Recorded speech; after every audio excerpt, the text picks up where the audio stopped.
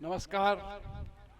आज जटेश्वर महादेव की इस पावन भूमि में शिक्षा के एक पवित्र मंदिर में मैं यहाँ पर उपस्थित सभी अभिभावकों का, शिक्षकों का, हमारे बीच आए हुए पूर्व सैनिकों का, मैं उन्हें पूर्व सैनिक नहीं कहना चाहता हूँ, मैं उन्हें कहना चाहता हूँ भारत माता के रणबांकुरे, जिन्होंने अपना सर्वोच्च समय हमारे लिए, हमारे देश के लिए, हमारे समाज के लिए दिया। आपको सत सत प्रणाम है। साथ ही यहाँ पर आमंत्रित सभी गणमान्य अतिथियों का और जो प्रजातंत्र के चौथे स्तंभ कहलाए जाते हैं हमारे सभी पत्रकार मित्रों का स्वागत करता हूँ, अभिनंदन करता हूँ। आज मेरा सौभाग्य है कि international icon international public school में मुझे आमंत्रित किया गया और मुझे बच्चों के सुनहरे कार्यक्रमों के साथ साथ उनके आने वाली भविष्य के लिए जो सोच है उसको सुनने का और समझने का मौका मिला। निसंदेह गिरीश पाठक जी एक उस सोच को लेकर चल रहे हैं जिसकी इस देश को आवश्यकता है, समाज को आवश्यकता है, क्योंकि हम बहुत जी चुके हैं पुराने ख्यालों में, पुरानी शिक्षा पे, पुराने विचारों में। अब हमको चाहिए एक नई सोच, एक नए विचार, क्योंकि आज जिस तरीके से ये विश्व आगे बढ़ता चला जा रहा है, जिस तरीके से आज नई सोच एक नई क्रांतियों को जन्म दे रही हैं, उस सोच को हमारे बच्चों के अंदर भी आना चाहिए। भले ही हमने सरकारी स्कूल में पढ़ा हो, सरकारी स्कूल में अपनी डिग्रियां प्राप्त की हों, पर जो कुछ भी थोड़ा बहुत हमारे अंदर एक सोच थी या आगे बढ़ने का एक जज्बा था, उसे हमने पूरा किया। पर आज ये बच्चे बहुत सौभाग्यशाली हैं, क्योंकि मैं मानता हूँ आज जो अभिभावक हैं आज ये चाहते हैं कि हमारे बच्चे को सब कुछ मिले जो वर्तमान समय में इस शिक्षा क्षेत्र में उपलब्ध है। पर पूर्व में ये सोचा जाता था कि मैं धन संचय करूं, एक घर बनाऊं, अपने बच्चे की शादी करूं और अपने कुनबे को बढ़ाऊं। पर आज का अभिभावक ऐसा नहीं सोचता है। वो सोचता है कि जो मेरे पास धन है, मैं किस तरह से अपने बच्चे को इस योग्य बनाऊं कि आने वाले समय में जो एक अंतर्राष्ट्रीय कंपटीशन चल रहा है, जो एक अंतर्राष्ट्रीय मुकाबला चल रहा है कि आगे बढ़ने का, उसमें कदम से कदम मिला के चल सके, उसमें जी सके। क्योंकि अगर हम इस दौड़ में पिछड़ जाएंगे तो हमको जीने के लाले पड़ जाएंगे। आज हमारी सोच का एक फर्क मैं आपको बताना चाहता हूँ। हम इस देश में हम कहते हैं कि हम 80 करोड़ लोगों को 5 किलो अनाज देकर उनको पाल रहे हैं। हम कहते हैं कि हमारी सबसे बड़ी उपलब्धि 1 करोड़ शौचालय हमने इस देश के लिए बना दिए हैं। पर आज दुनिया कहती है कि आप ये दुनिया, ये पृथ्वी आने वाले 50 या 60 सालों में रहने योग्य नहीं रह जाएगी, क्योंकि जिस तारीख से भौतिक संसाधनों का दोहन हो रहा है, जिस तरीके से आपस में वैमनस्य बढ़ रहा है, तो जल्द ही ये पृथ्वी रहने लायक नहीं रहेगी। तो उन देशों ने इससे आगे की सोची है। वो आज अपनी कॉलोनियां चंद्रमा में बनाना चाहते हैं, वो अपनी कॉलोनियां मंगल ग्रह में बनाना चाहते हैं, ताकि उनकी सोच, उनकी संस्कृति और उनका जो डीएनए है वो भविष्य में आगे भी चलता रहे। और इस क्रम में जब मैं एलन मस्क के बारे में पढ़ता हूँ, जब उनके स्टार लिंक के बारे में सोचता हूँ, तो मैं सोचता हूँ कि हमारे लिए तो ये परिकथाओं का जैसा है, जो हम पुरानी अपनी कहानी की किताबों में पढ़ते थे कि एक ऐसा राजा था, इसने प्रतापी राजा था, इसने ऐसा किया। वो आज धरातल पे हकीकत में जो बुद्धिजीवी है, जो बहुत उम्दा सोच रखते हैं, उसको यथार्थ करने को चले जा रहे हैं।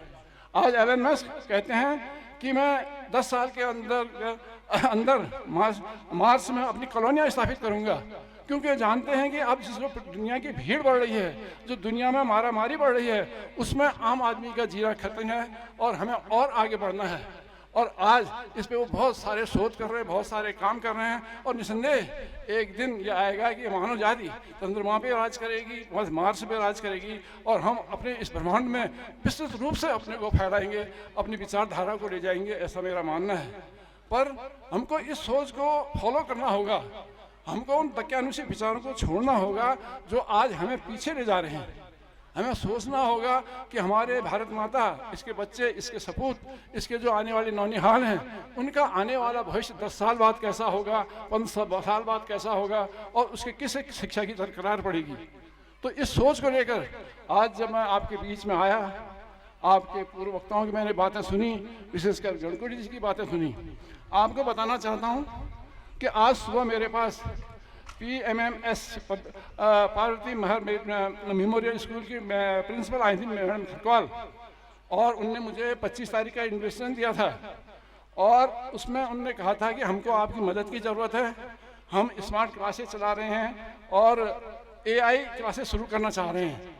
मैं बड़ा चौंका कि चलो स्मार्ट क्लासेस में तो हमने बहुत जगह मदद करी है, AI की बात जब पिथौरागढ़ में होने लगी है तो मुझे लगा ये पिथौरागढ़ निसंदेह आगे बढ़ रहा है। मैंने उनसे पूछा कि इसमें क्या करना चाहती हैं, तो कहने लगी इसमें बहुत सारी जो चीज़ें हैं और जो बहुत सारे इंस्ट्रूमेंट हैं उनकी हमको लेने के लिए फाइनेंशियल सुविधा चाहिए।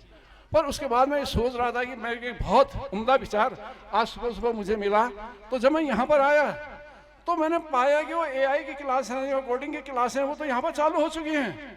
आज पिथौरागढ़ उनसे 10 कदम आगे चला जाएगी, उस सोच से 10 कदम आगे है। मैं इसके लिए पूरी साधुवाद, पूरी बधाई अपने गिरीश पाठक जी को देना चाहता हूँ, जो मुझसे मिलने में डरते थे, पर जब डर दूर हुआ तो मुझे पता चला कि एक छुपा रुस्तम इस पिथौरागढ़ की शिक्षा के लिए क्या क्या काम कर रहा है। तो मैं आपकी भूरी प्रशंसा करता हूँ, आपकी शिक्षकों की भूरी प्रशंसा करता हूँ, और इस सभागार में उपस्थित सभी अभिभावकों को आश्वस्त करता हूँ कि जब आपके बच्चे का भविष्य, आपके नौनिहाल का भविष्य ऐसे सबल और ऐसे दूरदृष्टि वाले टीचर के हाथ में है तो आप निश्चिंत हो जाइए। आप एक निश्चिंत हो जाइए कि उनका भविष्य बहुत सही हाथों में गया है और आने वाला समय आपके नौनिहालों का है, आपके बच्चों का। इसका मैं आपको आश्वस्त करता हूँ, आपको विश्वास दिलाता हूँ। और जहाँ तक यहाँ पर एक शब्द लिखा है टेक्नोलॉजी एंड इनोवेशन, यह शब्द एक अंदर को छूने वाला शब्द है।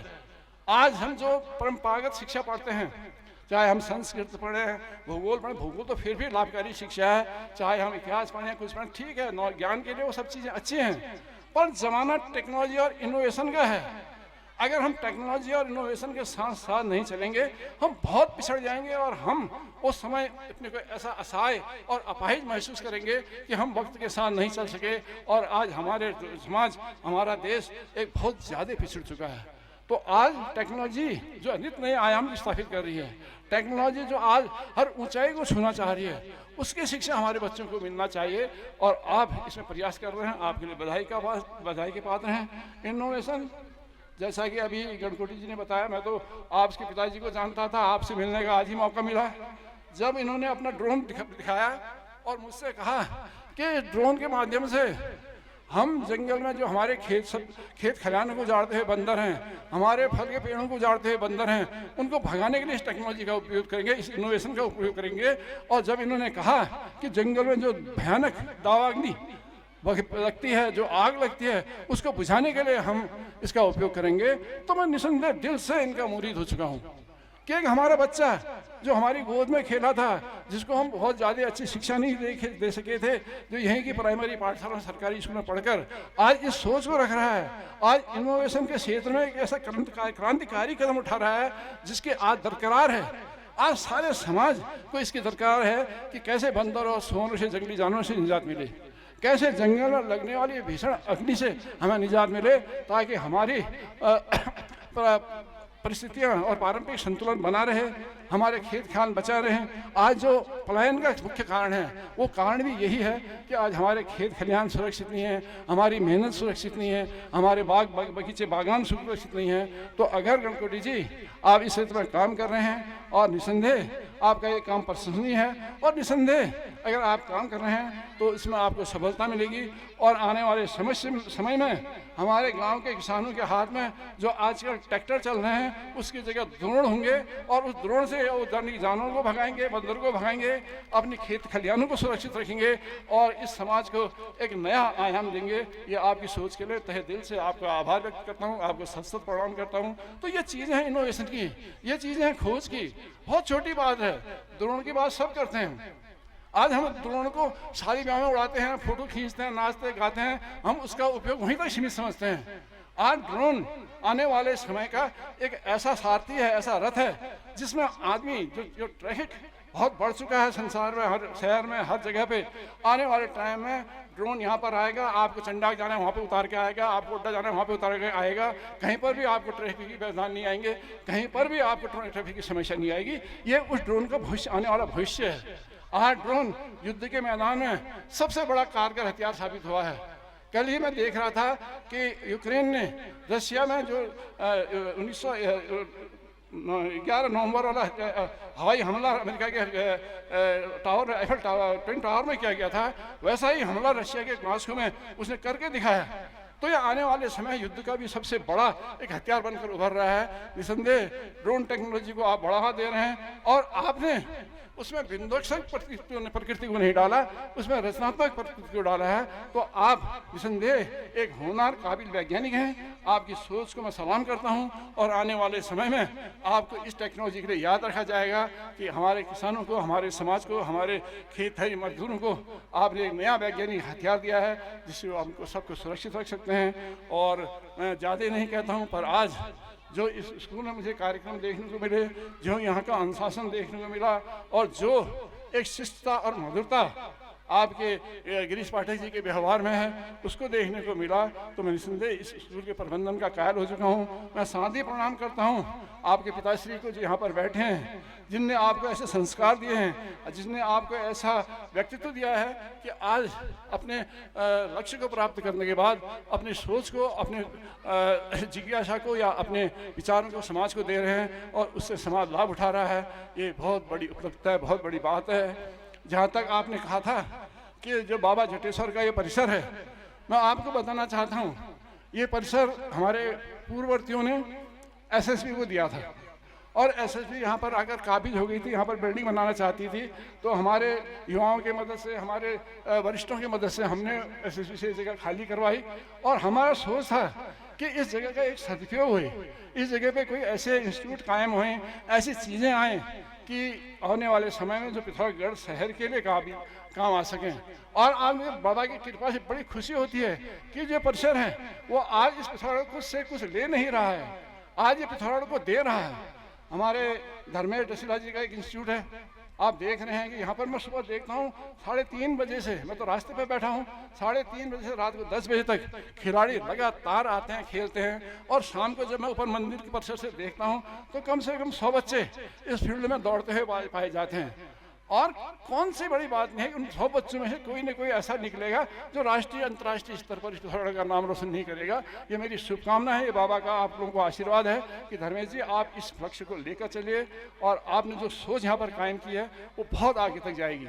दूसरा, जो शिक्षा का संस्थान इस जगह पर बना है, वो संस्थान आज मुझे लग रहा है कि बहुत ही उत्कृष्ट संस्थान है और आने वाले समय में इस पिथौरागढ़ को बहुत कुछ देगा ये संस्थान, क्योंकि जो इसके मालिक हैं, जो इसके मैनेजिंग डायरेक्टर हैं कहें या जो भी हैं, आप एक बहुत अच्छी सोच को लेकर चल रहे हैं। तो ये एक शिव भूमि है और शिव भूमि में आने वाला कभी खाली हाथ नहीं जाता है और निसंदेह आप भी खाली हाथ नहीं जाएंगे, आपके छात्र भी खाली हाथ नहीं जाएंगे, आपका स्टाफ भी खाली हाथ नहीं जाएगा।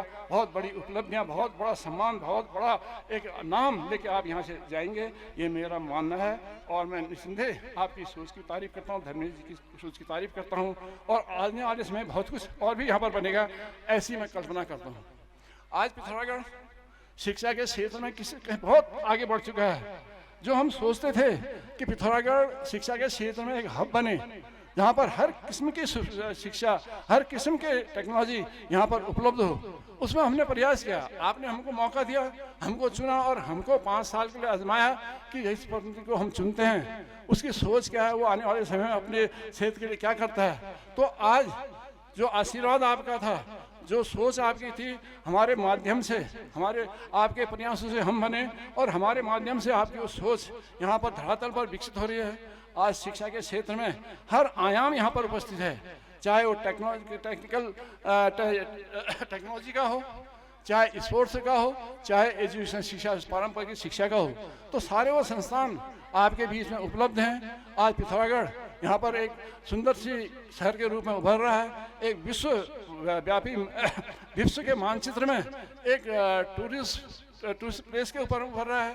आज पिथौरागढ़ में वो सुविधाएं हैं जिसकी कल्पना बहुत बड़े बड़े शहर करते हैं। आज आप हेली सेवा से युक्त हैं, आप दिल्ली पिथौरागढ़ से एयर कनेक्टेड हैं, आप देहरादून पिथौरागढ़ एयर कनेक्टेड हैं। और आज कौन सा ऐसा शहर उत्तराखंड में है जो 12 जिले हैं, कौन सा ऐसा जिला इस उत्तराखंड में है जो इतनी सुविधाओं को एक साथ लेकर चल रहा है? मैं आपसे ही पूछना चाहता हूँ, क्यों ये सब तब संभव हुआ? ये आपकी सोच का परिणाम था। आपने एक उचित हाथों में मौका दिया और उस मौके ने इनको अंजाम दिया, और धरातल पर आज आपकी नैनीसैनी हवाई पट्टी क्रियान्वयन है, आपका हेलीपैड क्रियान्वयन है, आपका स्पोर्ट्स कॉलेज क्रियान्वयन है, आपके जो मेडिकल कॉलेज बन चुका है, आपका इंजीनियरिंग कॉलेज यहाँ पर बन रहा है, पॉलिटेक्निक यहाँ पर है, ITI यहाँ पर है, शिक्षा के विविध संस्थान यहाँ पर है, नर्सिंग कॉलेज यहाँ पर है। तो ये सब चीज़ मैं आपको धन्यवाद देता हूँ, आपको श्रेय देना चाहता हूँ, आप लोगों को अर्पित करना चाहता हूँ कि आपने हमको मौका दिया, आपने इस सोच को हमको करने का अवसर दिया, और आज पिथौरागढ़ धरातल में है। आज मैं दावे के साथ कह सकता हूँ, जो दो अंतर्राष्ट्रीय सीमाओं से लगा हुआ ये दूरगामी जनपद है, ये भौगोलिक रूप से विषम जनपद है, आज इस 13 जिलों में सबसे सर्वश्रेष्ठ जनपद है। जो तरक्की हमने इन 15-20 सालों में इस पिथौरागढ़ में किया है, वो कोई जनपद इसको छू नहीं पा रहा है, और सबके लिए ईर्ष्या का विषय सिर्फ पिथौरागढ़ का विकास है। और मैं विश्वास करता हूँ कि आपका ये सहयोग रहेगा, आपका आशीर्वाद रहेगा, तो हम इसे और ऊंची बुलंदियों तक पहुँचाएंगे। और ये पिथौरागढ़ अंतर्राष्ट्रीय मानचित्र पे, राष्ट्रीय मानचित्र को छोड़ दीजिए, अंतर्राष्ट्रीय मानचित्र पे अपनी छवि बनाएगा, क्योंकि आज हमारे पास आदि कैलाश जैसा पर्यटक स्थल है, जहाँ पर लाखों लोग हर वर्ष आ रहे हैं, और हमसे वो भीड़ संभाली नहीं जा रही है, और निरंतर वो बढ़ती जाएगी। आज हमारे पास पाताल भुवनेश्वर, बेड़ीनाग, चौखोड़ी, मुंशेरी जैसे डेस्टिनेशन हैं। आज हमारे पास 6 नदियाँ हैं जहाँ पर हम साहसिक खेलों को क्रियान्वित कर सकते हैं। आज जो बड़का लेक है, वहाँ पर पैराग्लाइडिंग है, एक ऐसा इंस्टीट्यूट बनने जा रहा है जो अंतर्राष्ट्रीय पैराग्लाइडिंग के लिए सर्वोच्च मानक रखता है। तो ये सब चीज़ें आप लोगों के उससे विकसित हुई हैं। आप लोग निरंतर अपने जनप्रतिनिधि पर, कोई भी हो जनप्रतिनिधि, उस पर विश्वास बना के रखें, आप हर सरकार पर विश्वास बना के रखें, आपको इसका प्रतिफल मिलेगा, और आने वाला समय, आने वाला वक्त पिथौरागढ़ का होगा। मैं यही कहना चाहता हूँ, और मैं तहे दिल से आज इस संस्थान के सभी प्रबंधकों सहित, अध्यापकों सहित, छात्र छात्राओं सहित और अभिभावकों सहित आपको आशीर्वाद देना चाहता हूँ, आपको शुभकामनाएं देना चाहता हूँ कि बाबा जटेश्वर आपकी हर मनोकामना पूर्ण करेंगे। आपका बच्चा जो आपका पाल है, जिसमें हमने हजारों सपने देखे हैं, वो सारे सपने अपना रंग भरेंगे, वो सारे सपने साकार होंगे, और आपके आने वाला जीवन सुखद और उन्नत होगा। इन्हीं शब्दों के साथ मैं अपनी वाणी को विराम देता हूँ। धन्यवाद, नमस्कार।